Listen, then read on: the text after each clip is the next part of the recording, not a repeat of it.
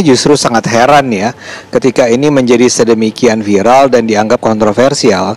Sebetulnya siapapun yang belajar Islam dan baca Al-Quran itu tahu bahwa memang kalimat 5 kali sholat itu harus 5 kali gitu ya.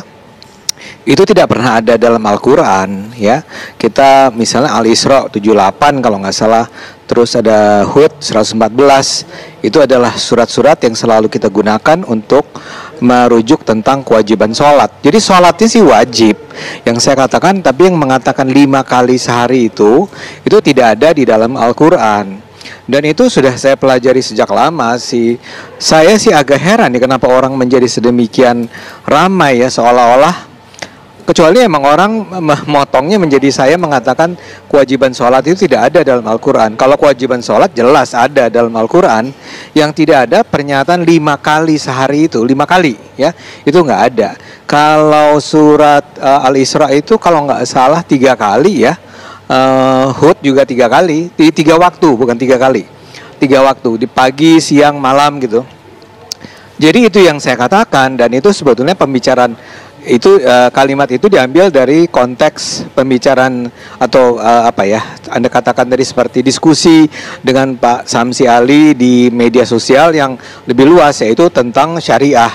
Jadi itu sebetulnya cuma contoh tentang bagaimana apa yang termuat dalam Al-Quran itu bukan sesuatu yang secara kaku harus kita terapkan di dunia ini saat ini. Itu ada soal interpretasi, ada kontekstualisasi, ada menggunakan juga hadis, ada macam-macam. Jadi itu sebenarnya konteks.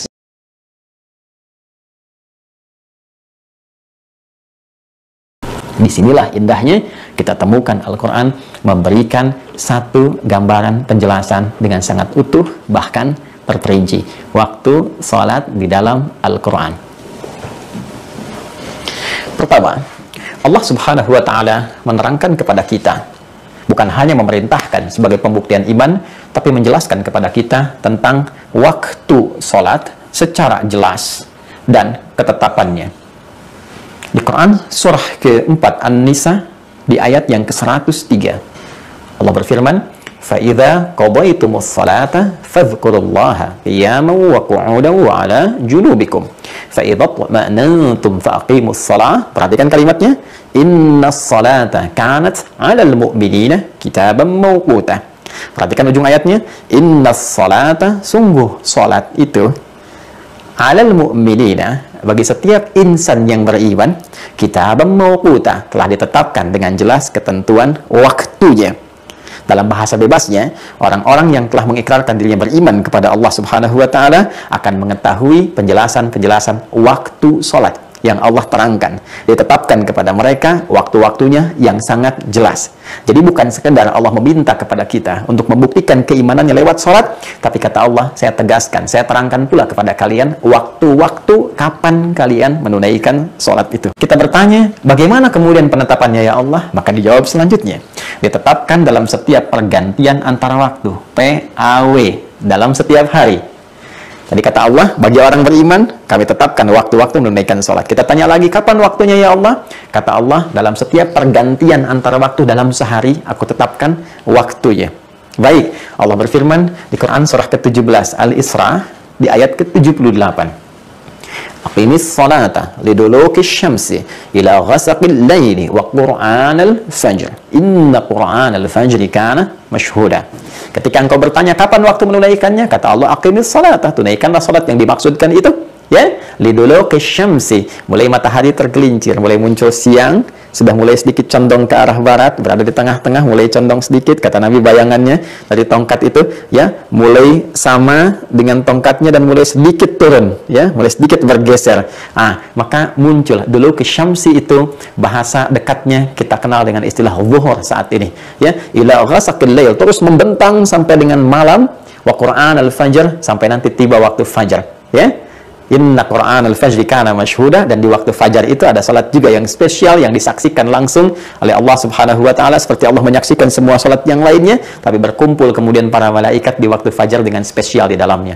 Dari zuhur membentang sampai dengan ke waktu fajar. Kita akan lihat detailnya bagaimana itu. Kapan diaturnya? Maka ditegaskan lagi Quran surah ke-11 ayat ke-114. Aqimis salata tarafain nahar wa zulafan minal lail innal hasanati yudhibnas sayyiat. Hei, kata Allah, tunaikan salat yang dimaksudkan. 5 waktu itu secara umumnya aku jelaskan di setiap pergantian antar waktu. Di 2 ujung siang, dari subuh sampai dengan petang asar. Wa zulafan minal lail, kemudian ketemu maghrib dengan isya'nya. Innal hasanati yudhibnas sayyiat. Kalau engkau kerjakan, kamu meloleh nilai kebaikan, mendapatkan pahala yang bisa menggugurkan kejelekan-kejelekanmu. Baik, masih umumnya Allah. Ya, detailnya seperti apa? Maka turun lagi kemudian dijelaskan spesifik waktu pergantian antar waktu itu dalam sehari.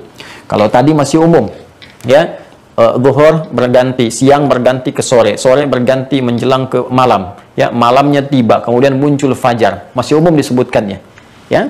Kemudian dijelaskan lagi secara spesifik waktunya. Muncul Quran surah ke-30 Ar-Rum di ayat 17 sampai dengan 18.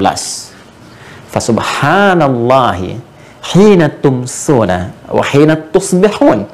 Baik, betulnya kata Allah, fasubhanallahi, ayat 17-nya, maka bertasbihlah kepada Allah Subhanahu wa taala. Ya, tasbih ini teman-teman sekalian, bertasbih, menyucikan, memuji Allah Subhanahu wa taala, akarnya dari kata subhah, dan subhah itu nama lain dari kata salat. Ya, makanya dari lisan Nabi mengatakan subhah itu salat, ya, subhah itu salat. Karena itulah perintah untuk menerima ibadah salat ketika Allah meminta Nabi, ya, dengan peristiwa Isra dan Mi'raj itu menghadap kepada Allah, diperintahkan untuk menunaikan ibadah salat, maka perintahnya dimulai dengan kalimat subhan. Quran surah ke-17 ayat yang pertama. Subhanalladzi asra bi'abdihi laila minal masjidil haram ilal masjidil aqsa alladzi barakna haula linuriyahu min ayatina innahu huwas sami'ul basir. Jelas. Maka fasubhanalladzi hina tumsuna wa hina tusbihun. Maka kata Allah, bertasbihlah engkau, tunaikan salat kepada Allah Subhanahu wa taala hina tumsuna, ya, di waktu petang menjelang malam. Muncul di sini, ya, petang menjelang malam. Saat matahari mulai akan tenggelam, ya. Matahari mulai tenggelam. Ya, di ayat lain disebutkan tenggelam ini disebut dengan maghrib. Terbitnya di masyrik, tenggelam di maghrib. Quran surah kedua Al-Baqarah ayat 115. Walillahil masyriqu wal maghrib. Maka Tumsun menyebutkan waktu maghrib. Masya Allah. Wahina tusbihun, subuh. Masya Allah. Di Quran surah ke-17 ayat 78 disebut dengan fajar, di sini dinamakan dengan subuh. Maka dia punya 2 nama, fajar dan subuh. Nah, di ayat 18-nya, kalau Anda teruskan, kita akan temukan kalimat wa asyiya wa hina tudhiran. Hei, asyiya itu waktu petang, belum dekat ke arah maghrib. Antara siang, teman-teman sekalian, menjelang kemudian pertengahannya, ya, antara siang kemudian pertengahannya, lalu kemudian masuk maghrib. Antara siang dengan maghrib ketemu masa, ketemu sore, itu asyiya namanya. Baik, itu asyiya, asar. Hei, baik, ya, ditemukan di sini waktu asar. Ya, asar menunjuk kepada momentum yang harus dimanfaatkan dengan baik karena hikmah tertentu. Di Quran surah 103, wal asr, demi momentum waktu yang aku berikan untuk beraktivitas, ya. Karena pentingnya sholat itu nanti disebut dengan momentumnya asar. Waktunya, kalau Anda tanya waktunya, disebut asyia. Momentumnya yang penting, yang menjadikan kita harus memanfaatkan supaya menjadikan kegiatan sebagai ibadah, mendekat kepada Allah. Kalau tidak, rugi kita karena hilang sebagian waktu yang Allah berikan kepada kita untuk menjadikannya sebagai ibadah. Karena itu surah 103 menunjukkan pesan penting supaya kita memanfaatkan waktu itu untuk ibadah, untuk menenun amal soleh supaya tidak rugi. Wal 'asr innal insana lafi khusr illa alladhina amanu wa 'amilus shalihat. Waktunya untuk mengerjakan di waktu itu, waktu rentang sore antara siang dengan ke maghrib itu disebut asyia namanya. Wa asyia wa hina tudhiran, zuhur. Masya Allah. Zuhur tiba, maghrib, subuh, asar, zuhur. Satu lagi apa? Quran surah ke-24 ayat ke-58. Ya, kalau Anda terus baca ayatnya sampai ke ujungnya, Anda temukan kalimat min ba'di salatil isya thalathu aurat. Dan setelah engkau menunaikan salat isya itu, minta izin, ya, kepada ayah ibu, minta izin kepada ahli rumah. Kalau ingin masuk ke kamar, ketok pintu dulu di 3 waktu yang paling utama. Kan? Waktu kemudian sebelum subuh, teman-teman sekalian. Waktu kemudian dalam suasana siang setelah beraktivitas, mungkin sedang ganti pakaian. Dan juga waktu setelah menunaikan sholat isya. Min ba'di sholatil isya. Isya disebutkan. Hai. Jadi 3 pergantian waktu ini, ya. PAW, pergantian antar waktu.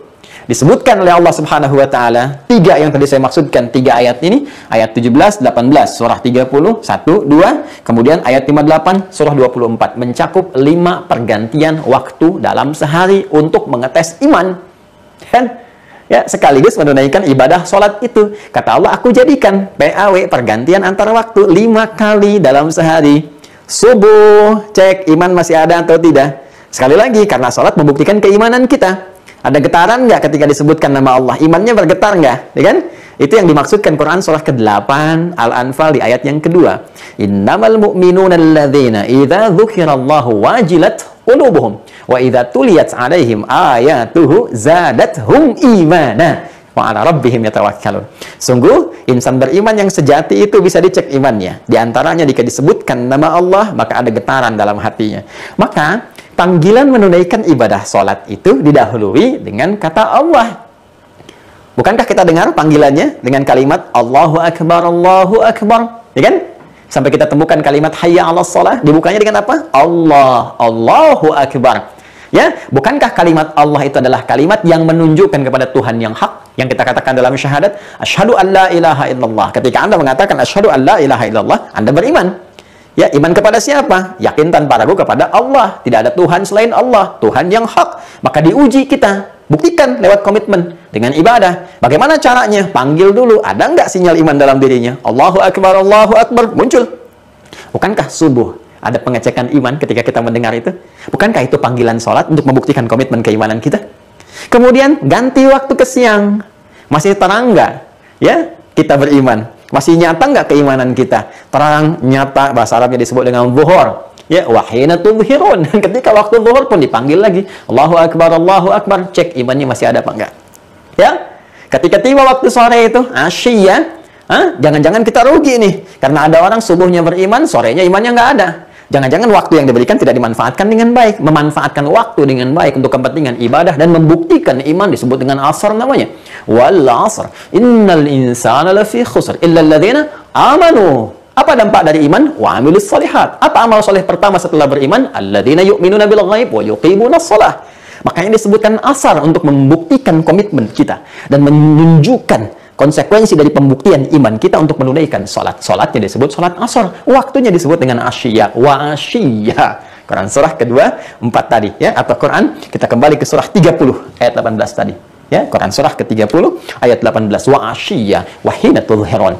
Sampai masuk kemudian ke fase menjelang malam. Di sore terakhir, saat matahari akan terbenam. Maghrib. Bukankah dipanggil lagi dengan suara adzan? Allahu Akbar, Allahu Akbar. Sampai masuk kemudian ke isya, min ba'di sholatil isya. Bukankah ketika akan sholat isya didahului dengan panggilan azan Allahu Akbar, Allahu Akbar. Maka kita dapatkan maghrib, subuh, asar, zuhur, isya. Kalau kita ingin urutkan dari subuhnya, boleh subuh, zuhur, asar, maghrib, isya. Konektivitas kita dengan Allah menjadi tersambung. Kalau Anda tanya, berapa nomor online untuk menghubungkan kita dengan Allah? Kita katakan 24434. 2-nya itu subuh, 4-nya zuhur, 4-nya asar, 3-nya maghrib, 4-nya isya. Buktikan dan ditemukan. Buktikan dan ditemukan. Buktikan apakah ada waktu salat dalam Al-Quran? Ada dan ditemukan. Inilah jawaban ketika Ibnu Abbas radhiyallahu ta'ala anhuma mengatakan kepada rekan-rekannya, koleganya, waktu-waktu sholat itu telah nampak ada dalam Al-Quran, terbaca dengan jelas. Maka sahabatnya bertanya, Aina, bisa nggak ditunjukkan? Di mana itu? Maka beliau katakan seperti apa yang tadi telah saya sampaikan. Fasubhanallahi hina tumsuna wa hina tusbihun. Tumsuna kata beliau maghrib, tusbihun subuh, wa asyiyah wa hina tudhirun. Asyiyah menunjuk kepada waktu asar, tudhirun menunjuk kepada waktu zuhur. Dan isya'nya di Quran surah ke-24 An-Nur di ayat ke-58 itu min ba'di sholatil isya' thalathu awrat. Kita ketemukan di situ subuh, zuhur, asar, maghrib, isya'. Jadi kalau Anda ingin detilkan lagi, kita temukan detilnya. Subuh ditemukan di Quran surah 24 ayat 58, dikuatkan di Quran surah 30 ayat 17. Zuhur ditemukan di Quran surah 17 ayat 78, dikuatkan di Quran surah 30 ayat 18. Asar ditemukan di Quran surah 50 ayat 39, dikuatkan di Quran surah 30 ayat 18. Maghrib ditemukan di Quran surah 11 ayat 114, Hud ayat 114, dikuatkan di Quran surah 30 ayat ke-17. Dan Isya disebut dengan namanya di Quran surah ke-24 An-Nur di ayat ke-58. Jadi kalau Anda bertanya, apakah waktu-waktu sholat itu ada di dalam Al-Quran? Maka jawabannya bukan hanya ada, tapi jelas, terang, dan sangat detail. Saking terang, jelas, dan detailnya, Allah meminta kita menjaga waktu-waktu sholat itu dengan komitmen menunaikan sholat yang dimaksudkan. Maka turunlah Quran surah ke-2 Al-Baqarah ayat 238. Allah berfirman, "Hafidhu 'alas salawati was salatil wusta wa qumu lillahi qanitin." Maka bila engkau telah mengetahui waktunya terang dan jelas, jaga, saling menjaga untuk mengingatkan waktu-waktu sholat itu, dan tunaikanlah sholat itu dengan keadaan yang paling khusyuk, terlebih sholat-sholat pertengahan. Karena itu, jika ada sekali lagi yang bertanya, apakah ada waktu-waktu sholat dalam Al-Quran? Kita jawab, bukan hanya ada, tapi sangat terang dan jelas. Dan diminta dengan jelas dan terang itu untuk menjaga dan menunaikannya dengan khusyuk. Namun bila ada yang mengatakan tidak ada waktu-waktu sholat dalam Al-Quran, walaupun saya mengerjakannya, ini patut diduga dua hal terjadi pada dirinya. Kalau bukan dia belum bagus baca Al-Quran, belum mengetahui isi Quran karena jarang berinteraksi dengan Quran, boleh jadi karena keadaan imannya yang melemah. Karena bagi orang beriman, dia pasti akan mengetahui waktu-waktu sholat. Inna sholata kanat 'alal mu'minina kitaban mawquta. Sungguh orang beriman itu akan jelas baginya nampak tentang waktu-waktu sholat itu. Sekali lagi, kalau bukan karena kurang baca Al-Quran, boleh jadi karena kurang kuat keadaan imannya. Dan yang paling menarik adalah di saat setiap insan beriman mulai mencoba khusyuk untuk menunaikan sholat, ternyata masih ada orang yang baru ingin mengetahui kapan waktu sholat itu dikerjakan. Semoga Allah Subhanahu wa Ta'ala menjaga keimanan kita, kekuatan diri kita, dan memberikan kesenangan untuk berinteraksi dengan Al-Quran. Dan kita saling mendoakan, semoga Allah memberi petunjuk kepada orang-orang yang belum mendekat kepada Al-Quran, yang belum yakin dengan ketentuan agamanya, walaupun telah menyatakan berislam. Dan semoga kita semua dilindungi dan dirahmati oleh Allah